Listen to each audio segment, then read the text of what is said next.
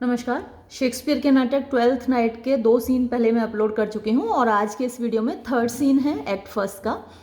तो देखिए, ये third scene, a room in Olivia's house. तो ओलिविया के घर का एक कमरा है।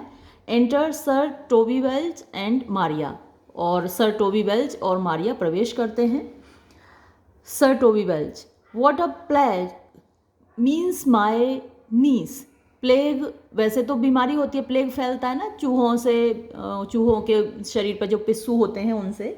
लेकिन यहाँ पर ये एक आश्चर्य का एक्सक्लेमेशन का मार्क है और इसका यहाँ पर ऐसा कोई ख़ास मीनिंग नहीं है। तो what a plague means my niece, यानी क्या पागलपन है, क्या बेवकूफ़ी है मेरी भतीजी की। To take the death of her brother, यानी टू टेक ले रही है, मान रही है, द डेथ मौत ऑफ हर ब्रदर अपने भाई की 10 इस प्रकार। तो इस मतलब मेरी भतीजी के भाई की डेथ हो गई है और वो इस तरीके से उस पर शोक मना रही है, ये क्या बेवकूफ़ी है। I am sure cares an enemy to life. I am sure, मुझे पक्का यकीन है।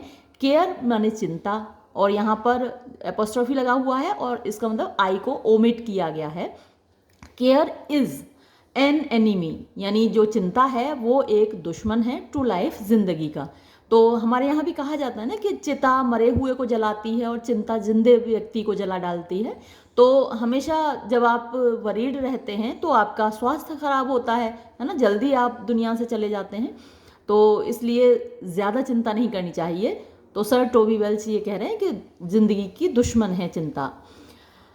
फिर मारिया कहती है, by my troth sir Toby, यानी भगवान कसम, बाय माई ट्रोथ माने मैं सच कह रही हूँ, ये भी कह सकते हैं, या फिर भगवान कसम sir Toby, you must come in earlier, आपको जल्दी आना चाहिए ऑन नाइट्स, यानी रात के समय। तो आप रात को बहुत देर से घर आते हैं, आपको रात के समय जल्दी घर आना चाहिए। योर कजिन, आपकी भतीजी, माई लेडी, जो कि मेरी मालकिन है, टेक्स ग्रेट एक्सेप्शंस, यानी वो बहुत एक्सेप्शन माने ऑब्जेक्शन है यहाँ पर, तो उनको बहुत एतराज़ होता है टू योर इल आवर्स, आप जो यानी समय बेसमय घर पे आते हैं। इल आवर्स का मतलब बेसमय, सही समय पर नहीं, गलत समय पर घर आते हैं, तो इससे उनको बहुत एतराज़ है, उनको बुरा लगता है। सर टोबी, वाई, क्यों, let her except before excepted, यानी अब वो ऐतराज़ करना छोड़ दे इससे पहले कि मैं ऐतराज़ करूं उसकी बातों पर, मैं ऐतराज़ करूं इससे पहले वो मैं कब घर आ रहा हूं, कब जा रहा हूं, इस बात पर ऐतराज़ करना छोड़ दे। मारिया, हाँ, but you must confine your self, लेकिन आपको कन्फाइन माने सीमित रखना चाहिए योर सेल्फ, अपने आप को, विद इन माने अंदर, द मॉडेस्ट लिमिट्स, मॉडेस्ट माने विनम्रता से भरी हुई, लिमिट्स माने सीमाएं, ऑफ ऑर्डर, यानी जो चाल चलन है वो आपको अपना सही रखना चाहिए, यानी जैसा आपको शोभा देता है एक बुजुर्ग व्यक्ति को, आपकी उम्र के व्यक्ति को जिस तरीके से अपना व्यवहार रखना, चाल चलन रखना शोभा देता है, वैसा आपको रखना चाहिए। सर टोबी, कन्फाइन, सीमित रखूं। अब यहाँ कन्फाइन के 2 मीनिंग होते हैं, मतलब ओल्ड टाइम में, जब 16th सेंचुरी में कन्फाइन का एक मतलब ड्रेस पहनना भी होता था। तो यहाँ सर टोबी वेल्च दूसरा वाला मीनिंग लगा रहे हैं जिसका मतलब होता है ड्रेस पहनना, कपड़े पहनना।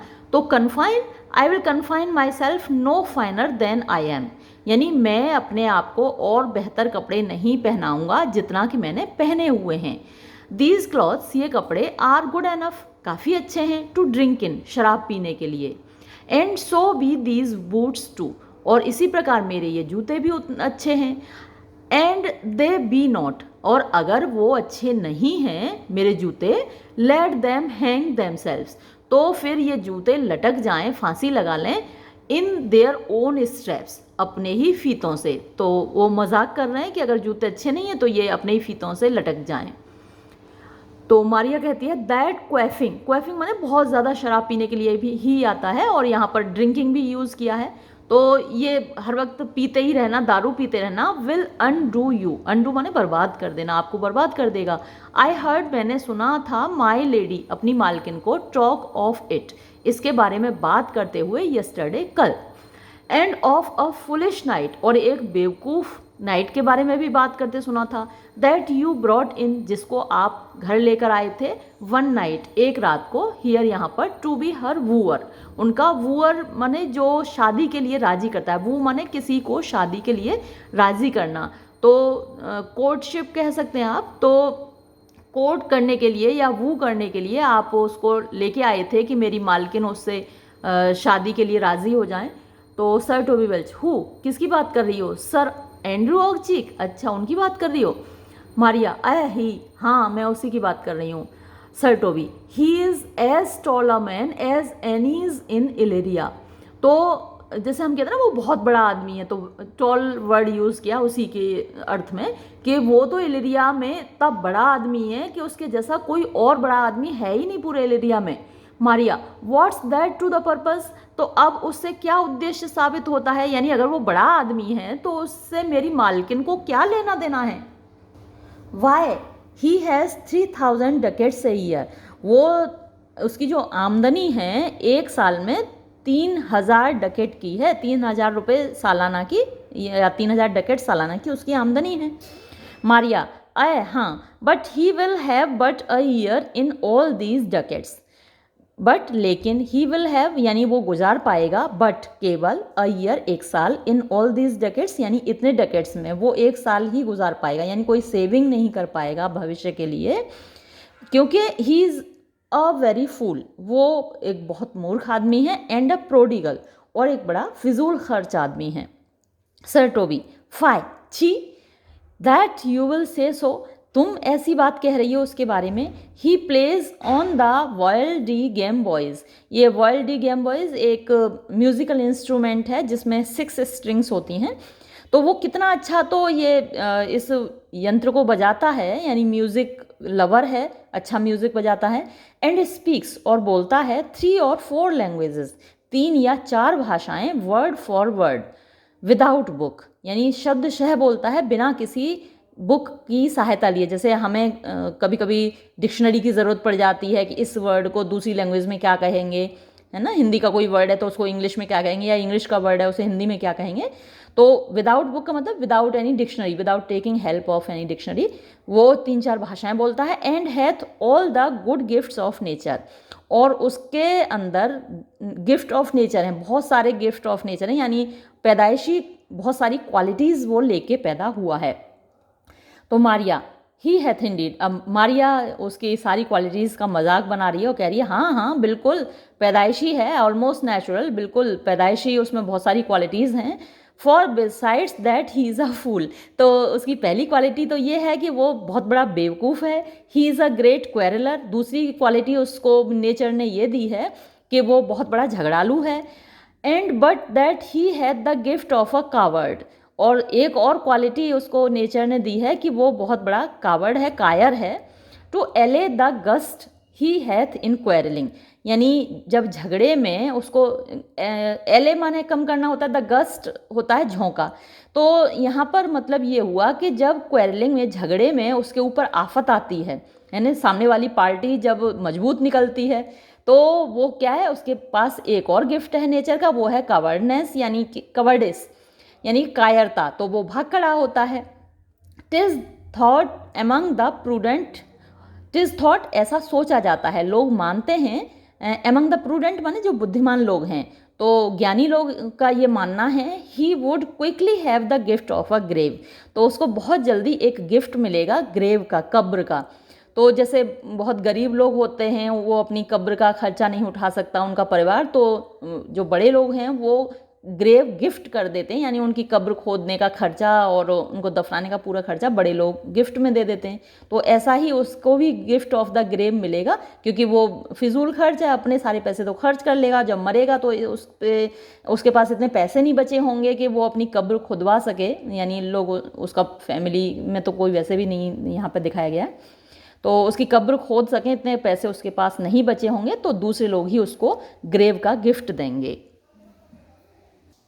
बाय दिस हैंड, ये कसम खाने का एक तरीका है कि मैं इस हाथ की कसम खाता हूँ। दे आर स्काउंड्रल्स, वो लोग बदमाश हैं। एंड सब्ट्रैक्टर्स माने दूसरों को बदनाम करने वाले हैं।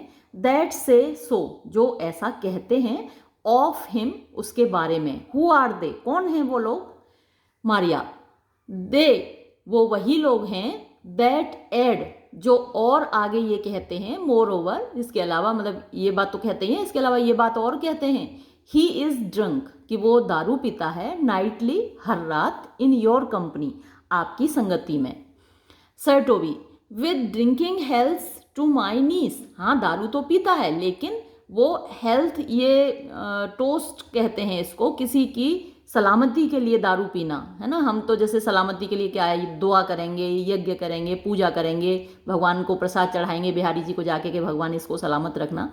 लेकिन वेस्ट में क्या है, किसी की सलामती के लिए शराब पीते हैं ये तो बड़ा ही अच्छा तरीका है।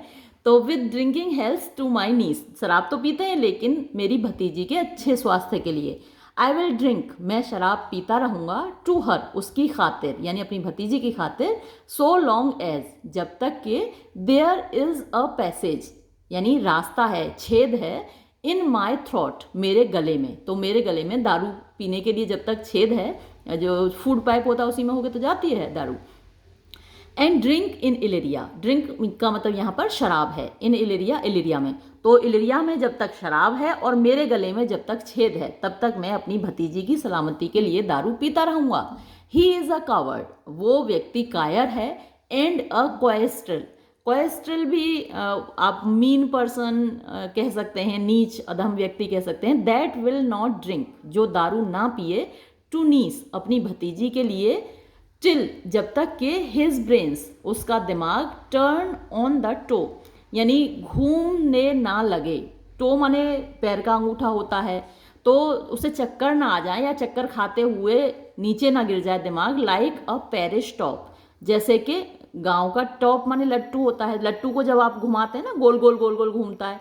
ऐसे ही जब ज़्यादा दारू आप पी लेते हैं तो आपका दिमाग गोल गोल घूमने लगता है। तो जब तक दिमाग लट्टू की तरह न घूमने लगे, तब तक शराब पीना चाहिए अपनी भतीजी के स्वास्थ्य के लिए, हर व्यक्ति को। और अगर ऐसा नहीं करता है तो वो व्यक्ति बहुत ख़राब है, नीच है कितना अच्छा लॉजिक है शराब पीने के लिए। वॉट वेंच, क्या बात है चोकरी। ये वेंच थोड़ा बुरे अर्थ में आता है, और मारिया क्योंकि भाई नौकरानी है तो इसको ऐसा शब्द बोल सकते हैं। तो छोकरी, क्या कर रही हो तुम, क्या बोल रही हो, चुप रहो अब।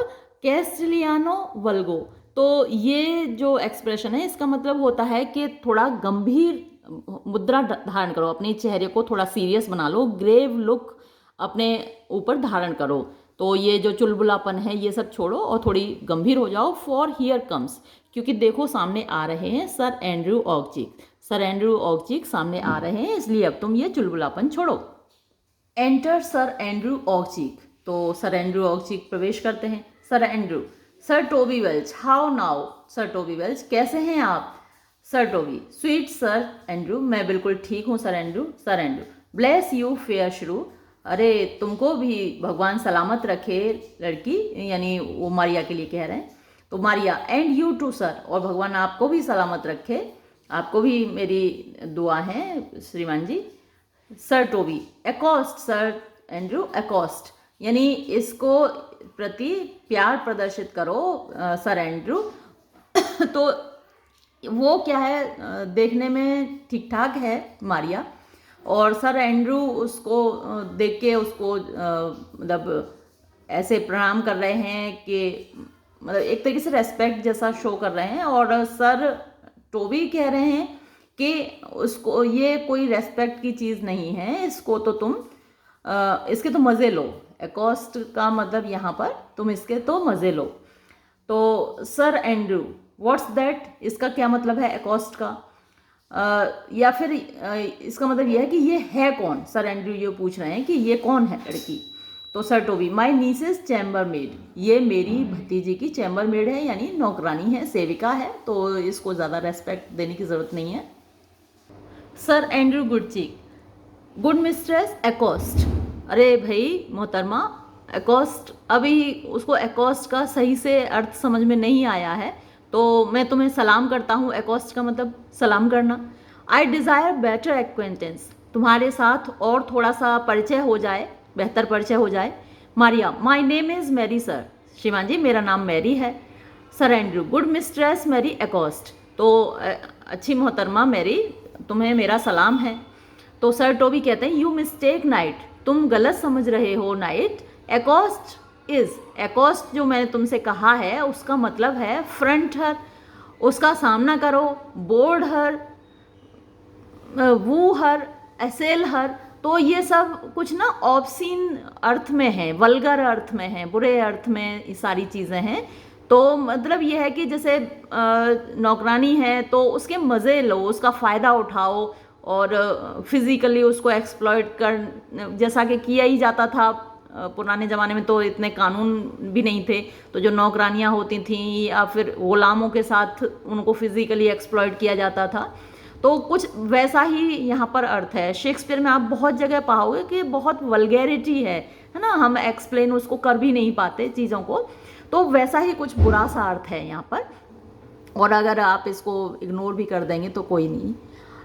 तो sir Andrew, bye my truth, मैं सच कह रहा हूँ, आई वुड नॉट अंडरटेक हर, यानी मैं उसके साथ ऐसा नहीं कर सकता इन दिस कंपनी, इस कंपनी में, यानी तुम सामने हो तो वैसा मैं उसके साथ बिहेव नहीं कर सकता, यानी कि अकेले में कर सकता है। कहने का मतलब ये है कि नौकरानी के वो फिजिकली एक्सप्लॉयट वो कर सकता है, उसके साथ दुराचार भी कर सकता है, तो जो चाहे वो कर सकता है।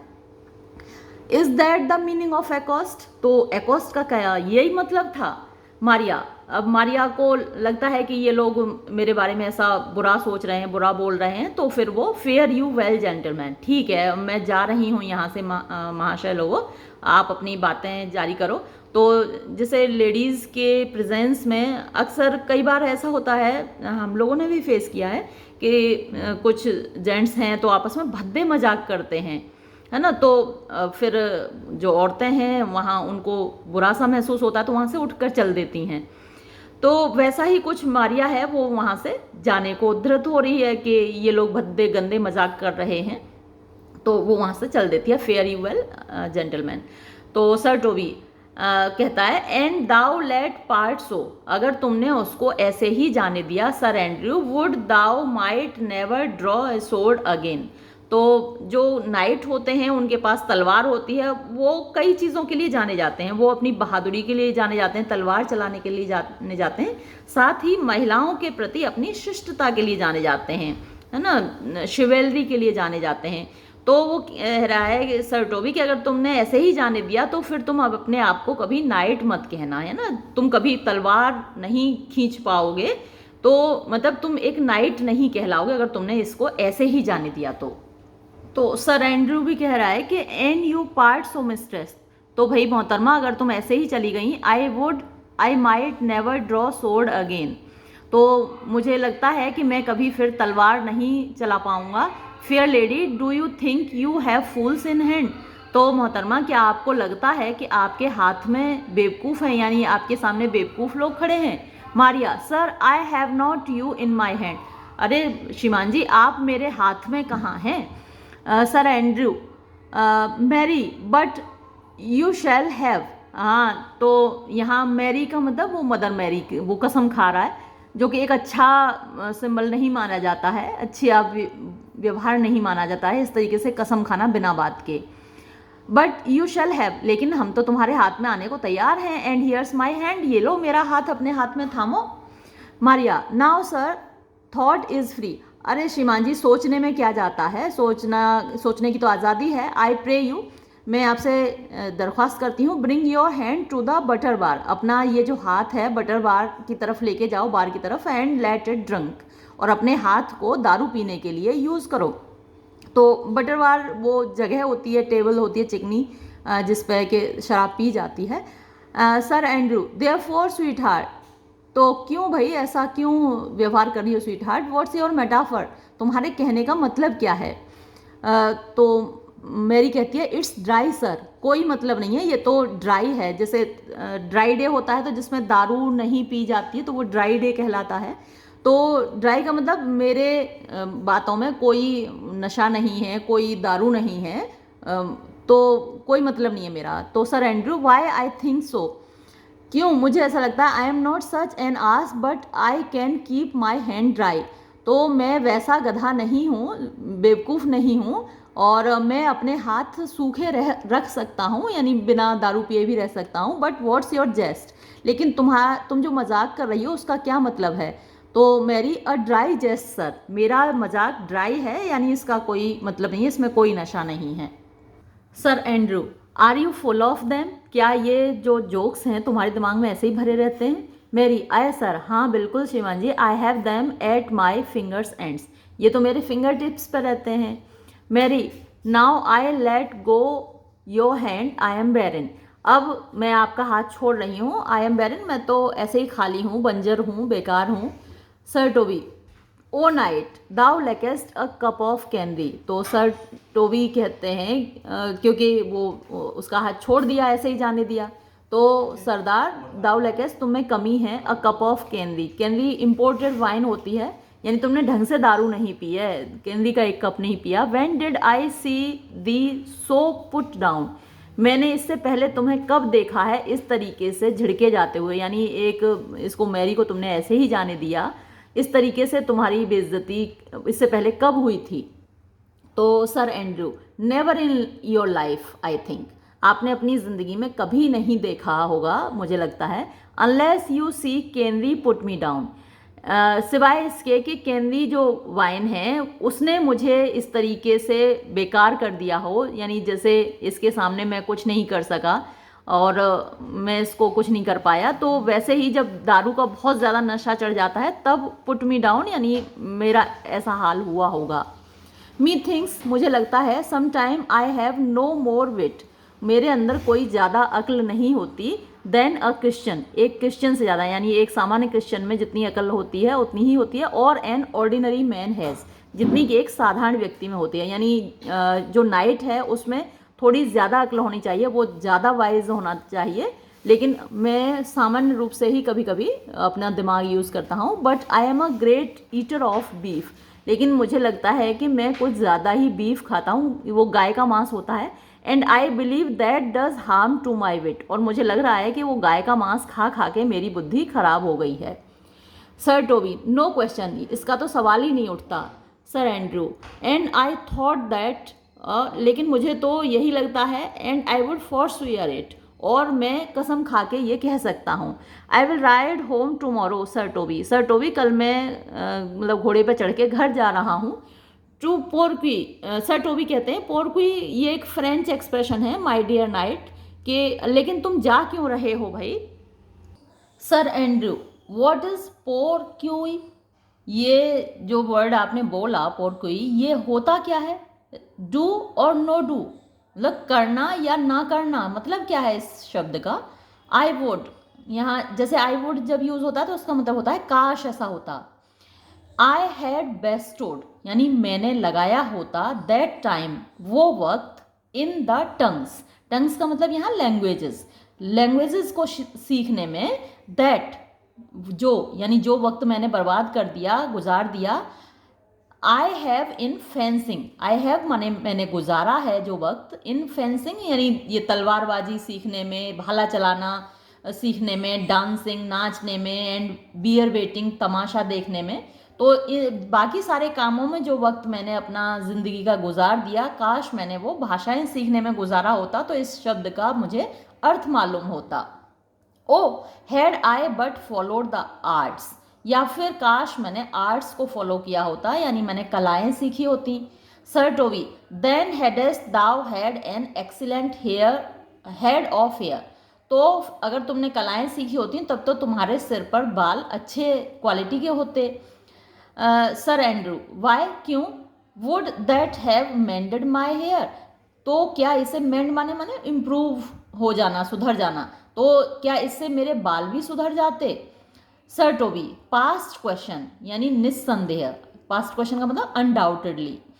फॉर दाउ सीएस्ट, क्योंकि तुम देख रहे हो, इट विल नॉट कर्ल, यानी तुम्हारे बाल घुंघराले नहीं हैं, बाय नेचर यानी नेचुरली, जो पैदाइशी चीज़ें होती हैं वो बाय नेचर होती हैं, तो पैदाइशी तुम्हारे बाल घुंघराले नहीं हैं।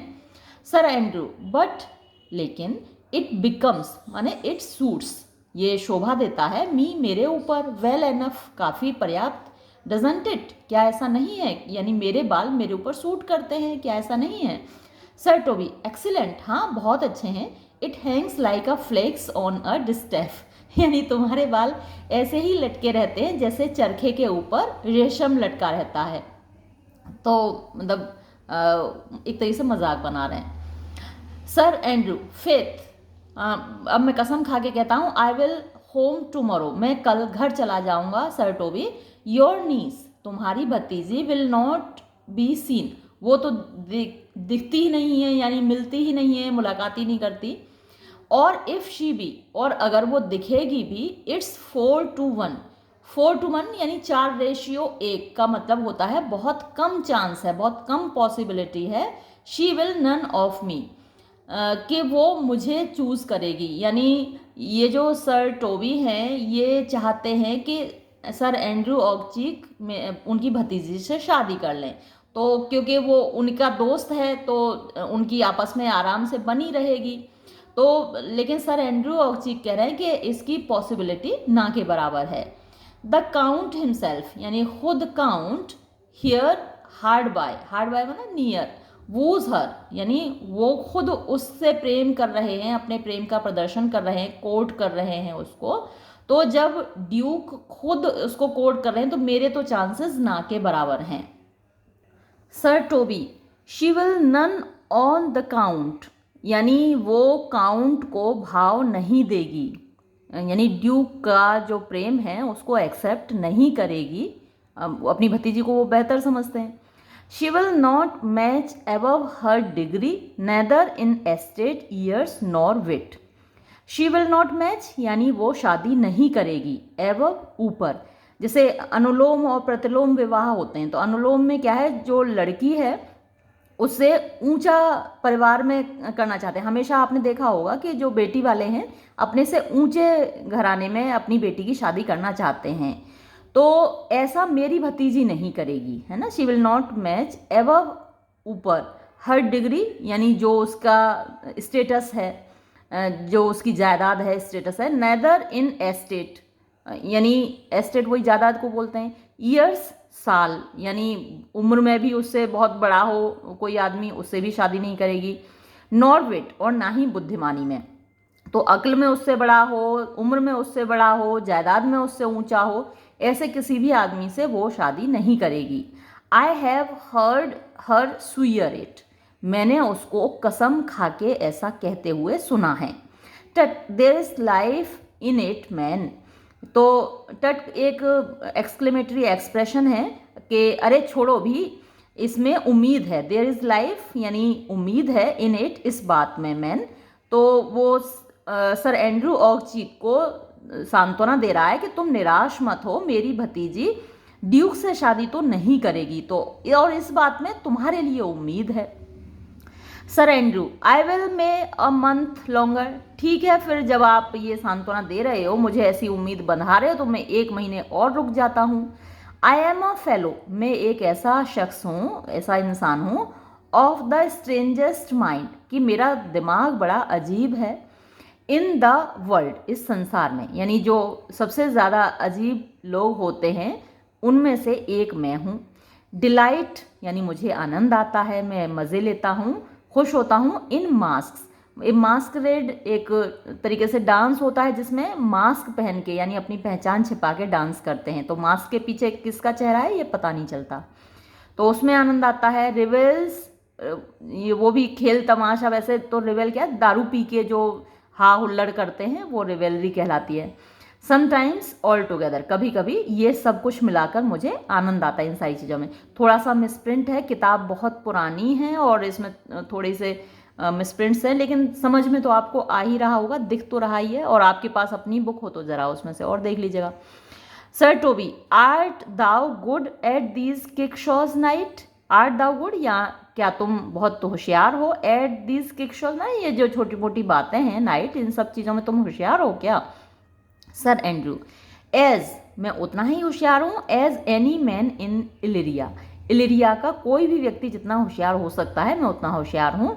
व्हाट्सो एवर ही बी, चाहे वो कोई भी हो, under the degree of my बेटर्स, under माने नीचे हो, द डिग्री ऑफ माई बेटर्स यानी जो मुझसे ऊपर वाले लोग हैं, जो वेटरन्स हैं, यानी जो मुझसे बड़े हैं, उनको तो मैं नहीं कह सकता। जो मेरे जैसा व्यक्ति हो, मेरी उम्र का हो, मेरे कैडर का हो, तो वो मुझसे अच्छा नहीं कर सकता, ये वो कह रहा है। And yet I will not compare with an old man. तो मैं अपनी तुलना किसी बूढ़े व्यक्ति से, यानी जो मेरे उम्र में बहुत बड़ा है, जिसे मुझसे बहुत ज़्यादा एक्सपीरियंस है, उससे तो मैं अपनी तुलना नहीं कर सकता। लेकिन मेरे बराबर के जो व्यक्ति हैं वो मुझसे अच्छा नहीं कर सकते। Sir Toby, what is the excellence in galliard knight? Galliard एक तरीके का डांस है, तो उसमें तुम्हारी एक्सीलेंस कैसी है, यानी तुम कितने होशियार हो? सर एंड्रू, फेथ, मैं कसम खा के कहता हूँ, आई कैन कट अ केपर। तो मैं उसमें केपरिंग कह सकता हूँ, गोल गोल घूम के डांस किया जाता है, तो उसको केपर कहते हैं कि मैं बहुत अच्छा वो डांस करता हूँ गैलियार्ड, और उसमें मैं घूम घूम के जो डांस किया जाता है केपरिंग, उसमें बहुत होशियार हूँ। Sir Toby, and I can cut the mutton to it. तो उसने कट केपर कहा, तो उन्होंने कहा कि मैं ऐसा मटन काट सकता हूँ। मटन, भेड़ का मांस या बकरे का मांस मटन कहलाता है। Sir Andrew, and I think I have the